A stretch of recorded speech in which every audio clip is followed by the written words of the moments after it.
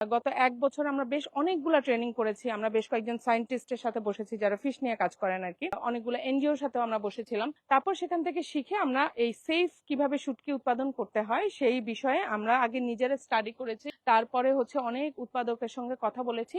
তো এরপরে আমরা একটা নির্ধারিত জায়গা সিলেক্ট করেছি এবং ওনারা দেশের বেশ স্বনামধন্য, ওনারা দেশের বাহিরেই মূলত শুটকিটা রফতানি করেন।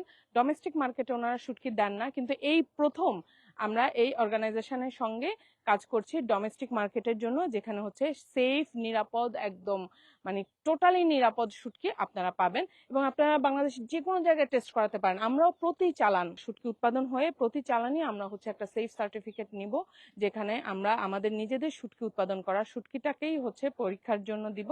এরপরে যখন আমরা আমাদের সার্টিফিকেট পেয়ে যাব, দেন আমরা সেলে যাব।